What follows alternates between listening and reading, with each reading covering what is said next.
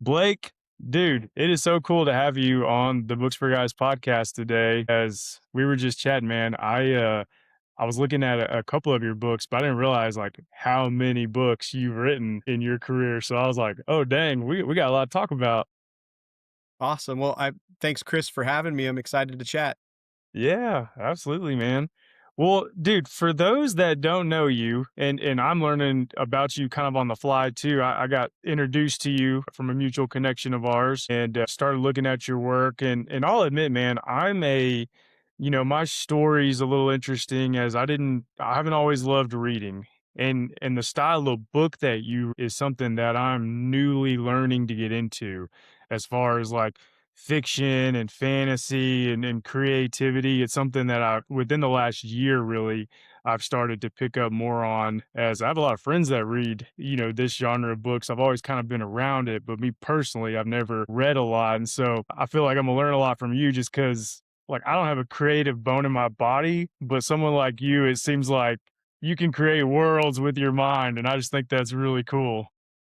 I appreciate that. I've always had my head in the clouds, which in a lot of instances is not a great thing, Like in school and in corporate America, it's not a great thing to always be daydreaming, but in this world of creative writing, it does seem to be a good thing. So I appreciate that. Yeah, I got 15 books roundabout published right now. I'm working on a new trilogy that's Athon's going to be publishing here in the next year or so. The main one, Fall of Radiance, it's the first book series I ever wrote. That's actually entering bookstores tomorrow, March 3rd. So I'm really excited about that. Let's go, man. Let's go. Well, man, yeah, that the wandering mind of yours has led you to some good places now. But man, I'd be interested to know, growing up, you were saying like you've always kind of had this as a part of you, like dreaming, daydreaming, for lack of a better term, story making, drawing. Talk a little bit about just like where, I guess, maybe where that inspiration started or where that may have came from, and then like how you kind of got yourself to start writing and to create books. Yeah. So I don't remember the exact date. I was probably in middle school. That's when a lot of kids start reading. I was growing up when Harry Potter was starting to come out. So Harry Potter was a big thing in my childhood. I remember reading Hatchet and The Hobbit and stuff like that and liking it. But what really got me into fantasy as a genre was a series called Dragonlance Chronicles, which is written by Margaret Wise and Tracy Hickman. It was written back in the late 80s, and it's about dragons and elves and all the cool stuff that is part of the fantasy genre. And I remember my mom and my uncles were kind of nerdy in that way. And so my uncles had Dragonlance and they told me about it, and I was able to get my hands on a copy and started reading it. And from there it was off to the races. It just like really got me, like it sunk its hooks into me. And after that, it was reading the Dark Elf series by R.A. Salvatore with Drizzt Do'Urden. I read all those books. I read The Lord of the Rings, and the movies were coming out around this time, the early 2000s, and then it just kind of blossomed from there. And for as long as I can remember, I wanted to be an author. I would go to these used bookstores with my mom. Yeah, I remember there was a dentist office in our town, and right across the street was a little used bookshop. And she would take me to go get my teeth cleaned or whatever. And then afterwards, we'd go to the bookstore and browse around. And I always went to the fantasy section. And ever since then, I would see these books with these covers and this artwork and maps of cities and continents. And it just like, sparked something inside of me. And I don't remember exactly when it was, but for as long as I can remember, that is something I wanted to do. I wanted to have my name on a book series on a shelf with a fantasy world that I've created. And so growing up, I was always drawing maps and coming up with characters and worlds and stuff. And that's just always kind of been a part of me, in adolescence, going off to college. And then when I moved across the country to start my first big boy job after college. I was in, like we were talking earlier, I was in Memphis, Tennessee. That's when I really started to, dip my toe into the writing pool. Like I've always dabbled a little bit here and there, but this was back in, I would say 2018-ish, 2017, 2018 is when I really started seriously. I had a corporate job, and anyone who's worked corporate knows a lot of the time you're sitting at your desk just trying to appear busy. You can finish your work in half the day and then, oh my gosh, you still got 4 hours left on the clock before you have to go home. And so that was when I would open up a Microsoft Word tab and I would just start writing. And that's kind of where Fall of Radiance came from. That's when I wrote the first book, Ranger's Oath. It was back in 2017, 2018. Now we're looking, this is almost 10 years after that. It's finally getting into bookstores, which is kind of a cool thing. It's my first book. I'm proud of it in certain ways, and there's other things that I look back and I'm like, I wish I could go back and rewrite this because I've grown a lot since then. But that's kind of my journey into becoming an author, and I'm not sure if it's typical. I'm sure other people have different, journeys that they've taken to get where they are, but that's how it was for me. Yeah. Dude, that's awesome. And you kind of answered my next question because I was about to mention like or I guess bring up like the differences of reading and writing. Like obviously you've grown up like reading all these books, but like I was curious just when the transition of like you sitting down and actually writing your own story took place. And I'm kind of laughing because like you, I remember having like my first corporate job and I remember I had like tasks to complete and I would complete them in like 2 hours. And then the rest of the time I was like on YouTube trying to figure out how to, like, become a millionaire. Yeah. How these people I'm just like, "I wanna do something different. This is so lame," you know? And you kind of, like, find your purpose. So it's kinda cool that you admit it, but so many people go through that where they're like, "Yeah, I got time. I need to figure something out." And you went with your passion, what you love to do, and decided to build that up.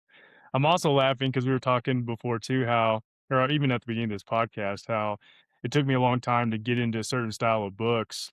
And my first job after college is when I started reading the Harry Potter series. Someone gave it to me like post college. All my friends have already read this like years ago. And then I was reading it for the first time. I was like, dude, how did no one tell me about Harry Potter? These books are awesome. They're great. It's never too late. It's never Yeah. too late to get into a new genre or new thing. Like I didn't start watching anime until like a few years ago. And now I'm like starting to churn through a lot of these awesome anime. I'm like, man, I wish I would have watched some of this stuff when I was younger. It would have inspired me a lot more. But yeah, it's never too late to get into something new. Yeah, yeah. So do you still, and again, I'm kind of learning about you as I go. Do you still work a corporate job or are you now a full-time author? I would say it's 50-50. I don't have a corporate job. I started a construction company with my dad. And Yeah. so we do construction, disaster restoration stuff. That's kind of my main job. And then my other, I would say, not quite full time, but like a very heavy part time job is still writing. And so I'm still pursuing that. I don't think I'll ever stop writing. I'll probably do it till the day I die. It's just something that's part of me. Yeah, I'm working on a new fantasy trilogy at the moment. We're launching Fall of Radiance into stores, and yeah, I'm just excited to see what happens in the future. Yeah. Dude, that's awesome. And all it takes is like one book to just catch fire. And then I've had 4 or 5 guests on the podcast now that have shared similar stories where they're like, "Yeah, man, I just loved writing." And then like one all of a sudden had hundreds and thousands of reviews and purchases. And the next thing you know, like I'm able to do this full time and I'm on my like 10th or some guys like 30, 40th books. They're just like cranking them out like 2 or 3 a year. And I'm like, dang, man, this is crazy. So Yeah. it's cool that you've been able to kinda, like, take a path where you get to do this a lot. You don't have to, like I know you have to work and you do different things, but you also, like, have the ability to work on your passion as you pursue this, and man, who knows where it's gonna go. I mean, it seems like it's headed in a great direction, which is super cool. I just love seeing people, like, do cool things that they love to do and accomplish things, with it, so I get, like, giddy talking to guys that are like, "Dude, I'm attacking this. I'm just gonna do it and see what happens." It's awesome. So but talk about your trilogy, 'cause, like, talk about the process of, like, I guess before you even start writing, to know you're gonna make a trilogy. So, like, that's at the forefront of your plan. Do you and I know that writers have, like, certain terms they use when they decide, like, they create the whole story in their mind and then they write, and then some writers just sit down and write, and they just create it as they go. What's more of your process, and how do you go about getting your story, I guess, organized? Yeah. So there are two different camps that you'll hear. when you talk to authors, there's plotters and pantsers. So you're either a plotter, you plot out your story to the letter, or you fly by the seat of your pants and you just kind of write as it comes to you. I'm somewhere in the middle. Every series I've ever written, I've done it differently.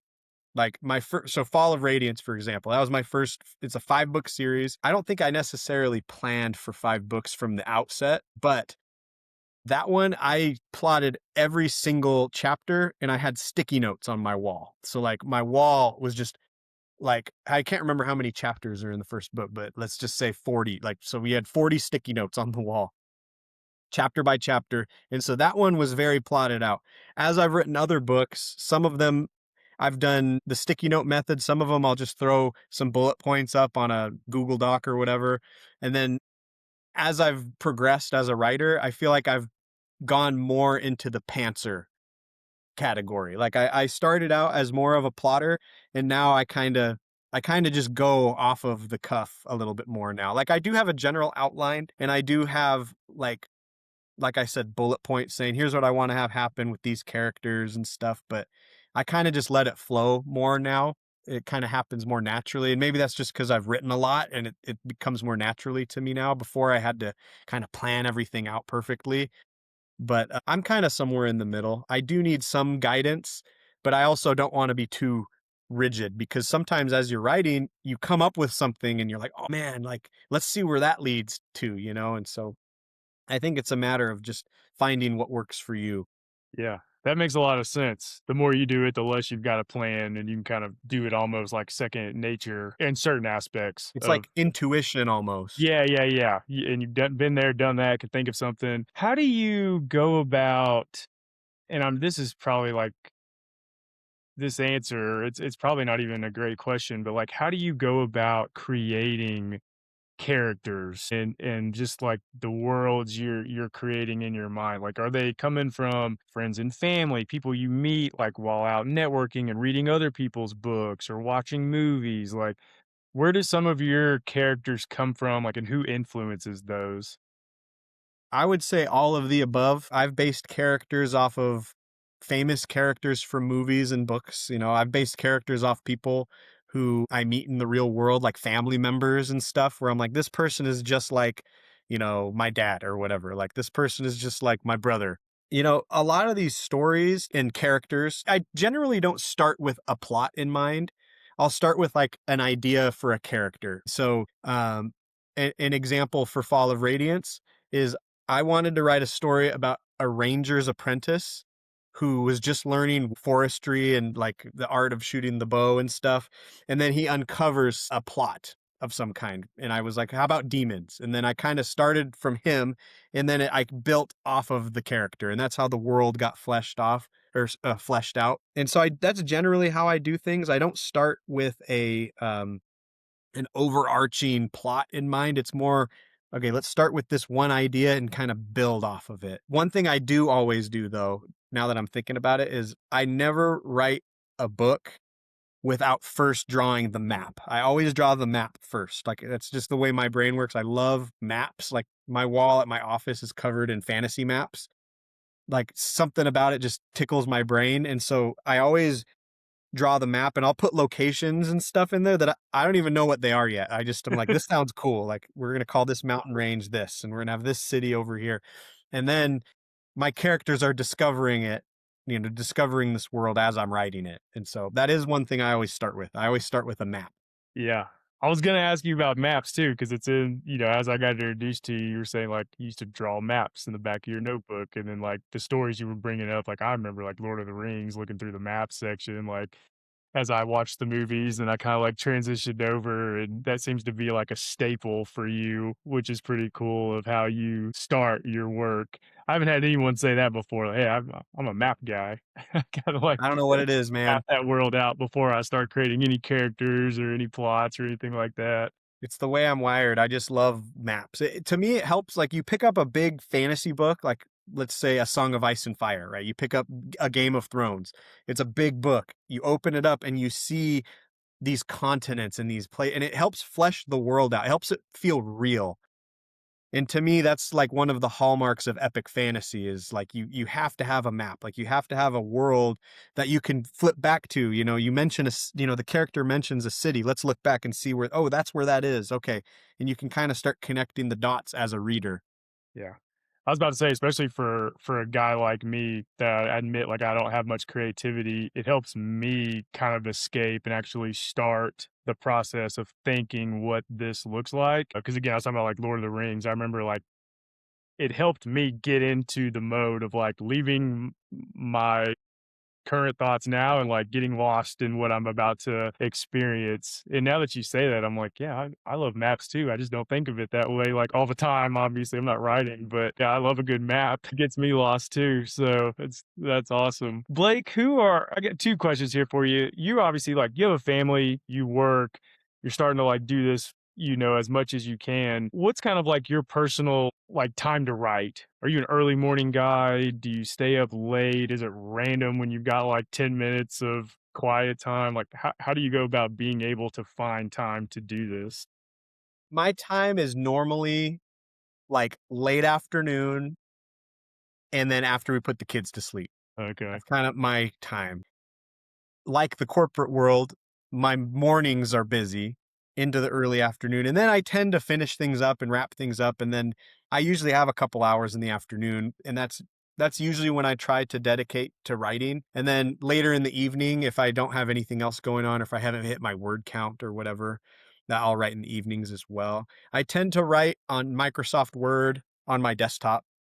But I do have an app on my phone, and I do like writing on my phone every once in a while. It just mixes it up a little bit, and sometimes if you're sitting in one spot looking at a screen, you can kinda, start to hit that writer's block, and for me, switching to my phone and being able to, like, walk or, like, I'm sitting on the couch with my son, he's watching YouTube or whatever, and then I'm starting to type out a few paragraphs, that sometimes helps get the gears turning, and so that's Do you usually. always type? Do you always type or do you ever like voice note? I've tried to dictate. It doesn't really work for me. I know a lot of authors, like famously Kevin J. Anderson. He dictates a lot of his books.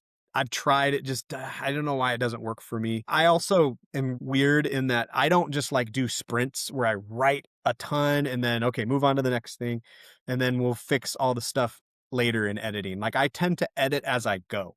And so like I'll write a few paragraphs, I'll write some lines of dialogue, and then I'll go back and reread it all to make sure it's flows, and then I'll change stuff as I write. And so my drafts, like my manuscripts, tend to be really clean when I'm done because I am editing but it does make the writing process longer. Like I'm not the fastest writer. I'm definitely not the fastest writer, but that's just what works for me. I can't like put an unfinished chapter or a rough chapter in the manuscript. Like I just can't do it. Like I have to go through and make sure the chapter is totally clean before I put it into the manuscript. Yeah. We're probably similar because then as you continue, all you're gonna be thinking about are the corrections you need to make and edits you need to do, and you just can't move on until that feels clean and clear for you. Yeah. I'm like that too. I've talked to a few authors recently where they've like said, "Hey, I've probably talked 80% of my book out." And I'm like you, like I just and maybe those are like text to talk people too. I can't do it. I'm always typing, and when people are talking, I'm like, "Do we just text that?" But we're probably similar in that way. So I'm always curious. Now that I've talked to people that have done that a lot, and I know, I mean, I've talked to nonfiction writers who actually like talk while someone else correlates the story and puts that all together too. So I'm, again, learning about how many different ways you can write a book and publish a book and all that. But Blake, who have been, I'm just thinking of more questions as we go here. And you mentioned like some books you read growing up that were some of your favorites, but who have been some of your most like, I guess, influential authors in your life that has been like, man, I love their work. I want to do what they do. Who are some of those people? So I mentioned before Margaret Weiss and Tracy Hickman. They wrote the Dragonlance books as well as a ton of other books. They're probably my number one. They're the ones who got me started. I really like R.A. Salvatore, who did the Drizzt books.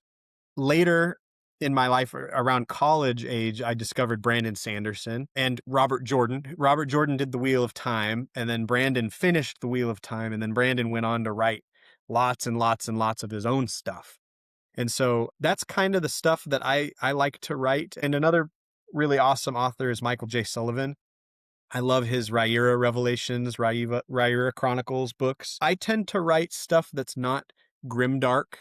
I know that grimdark is a big genre, like subgenre within fantasy. My stuff tends to be more like heroic fantasy, really aspirational. I like my heroes to be good people who are flawed. You know, you want a flawed hero because they're not perfect, but I like heroes who, when push comes to shove, they still choose the right. You know, they still make the right choice. You know, they're still Luke Skywalker, you know, redeeming Darth Vader, you know, at the end of the original trilogy. Like, I don't shy away from blood and guts, you know, but I'm not gratuitous in my writing. I would say my books are PG, and the authors that I listed, you know, from Dragonlance to Drizdo Erden to Brandon Sanderson's books, Mistborn and The Way of Kings, they're all kind of like that too. You know, they're good heroes, you know, good guys win, you know, we're not reading like really dark, gritty stuff. And there's a place for that. And I'm not hating on grimdark. It's just not what I like. And that's not the authors who have inspired me the most. That's not what they write either.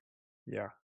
Do you read other genres besides fiction and in this sort of fantasy writing that you do? Like, do you read nonfiction at all, or do you pretty much stay down this path? And my other question is, like, as you write, do you find that you're able to read as much as you used to, or does reading get tougher the more that you are writing your own work?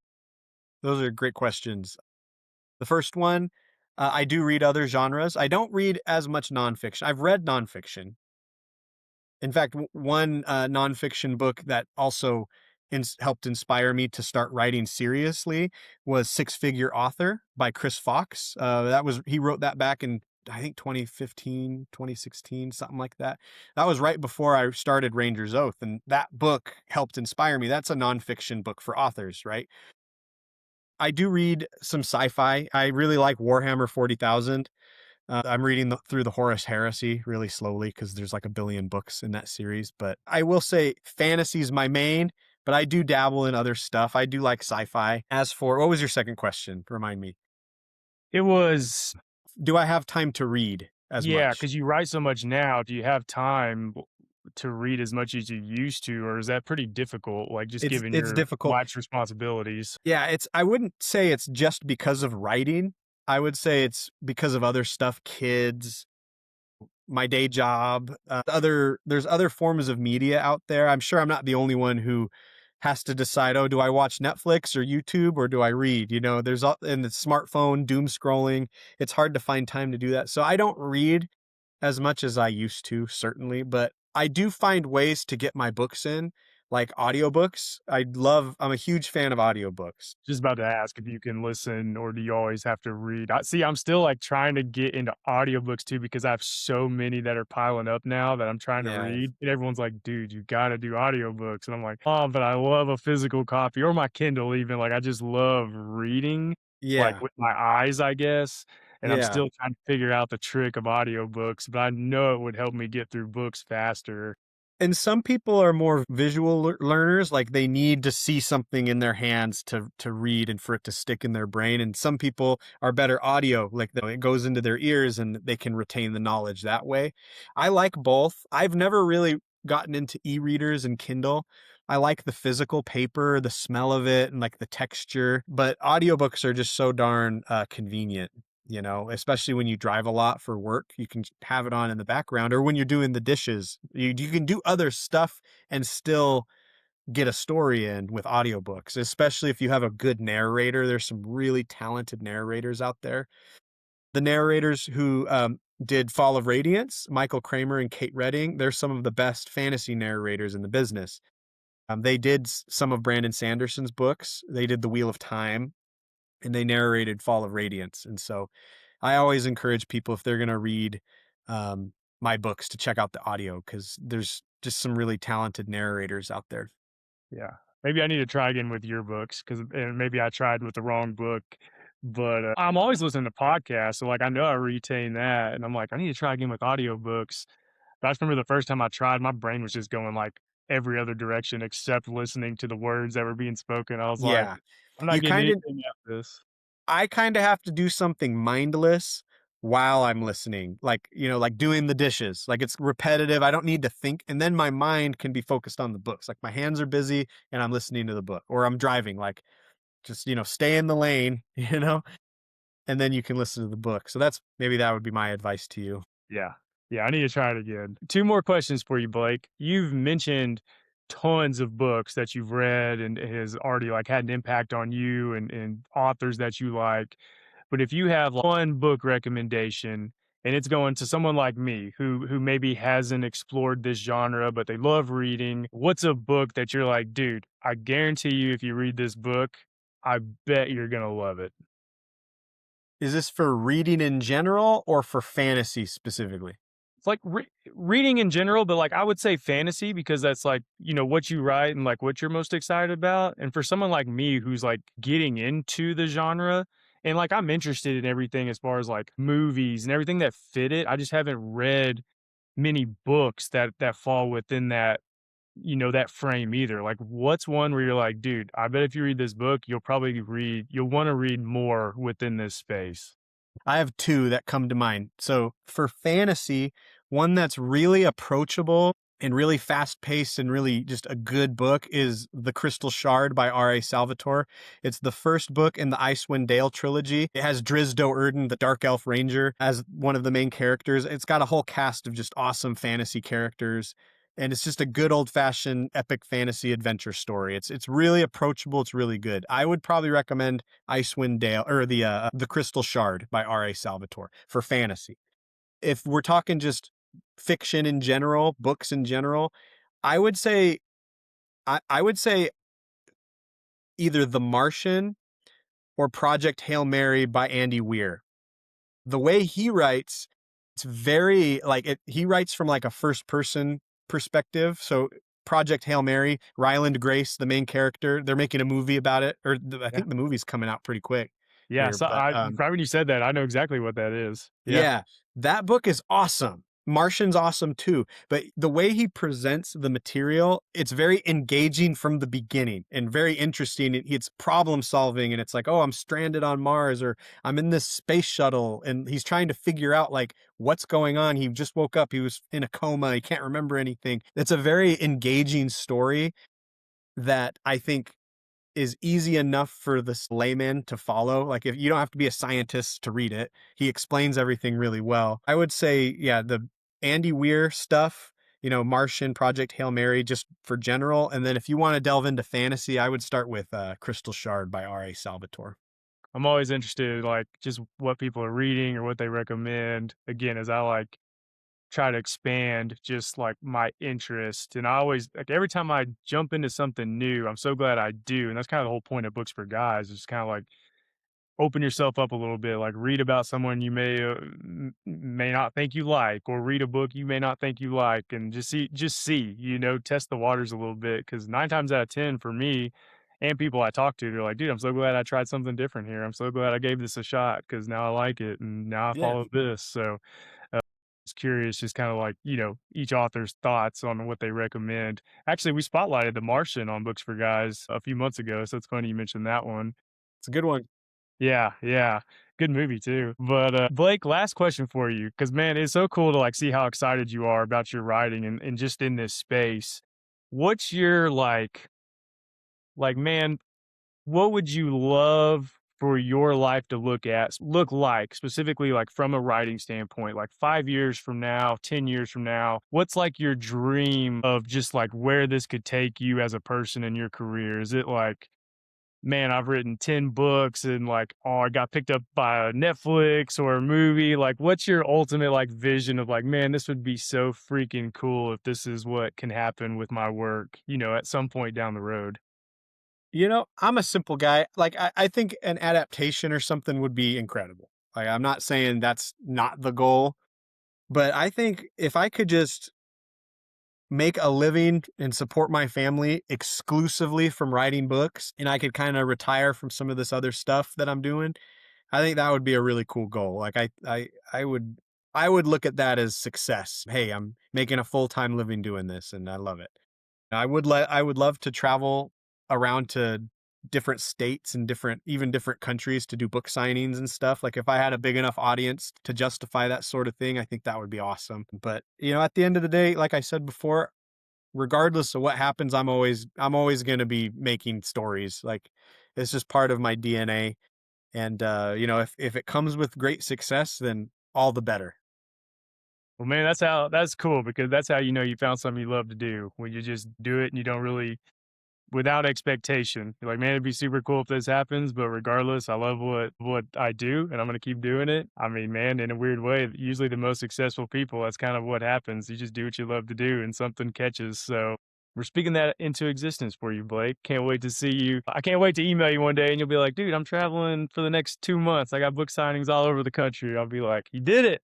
Hell yeah, man. Maybe But I'll go to Arkansas, that's right, man. Come to Arkansas, come to Nashville, come down to the Nashville. South, and I'll definitely be wherever you're at. But no, man. Well, Blake, man, thank you so much for taking the time to do this. Because again, we try to spotlight authors and writers and leaders who maybe write different things, talk about different things, have different interests because people who listen and watch this all have different interests too. So I'm always trying to spotlight different directions and stuff like that. So I'm sure there's a lot of people that are going to really love listening and watching to this and then also like keeping up with your books now and then hopefully going to purchase them and sending you an email saying like, hey man, I read your book, so awesome. And hopefully that just propels you further and further into the space you want to get into. And man, we're excited to follow you now and see all the work that you put out there. And man, at some point we'll have to have you come back on as you get more books written and that'll be an exciting day. Sounds good, Chris. Look forward to it. Thanks for having me. Absolutely, man. Thanks, Blake. See ya.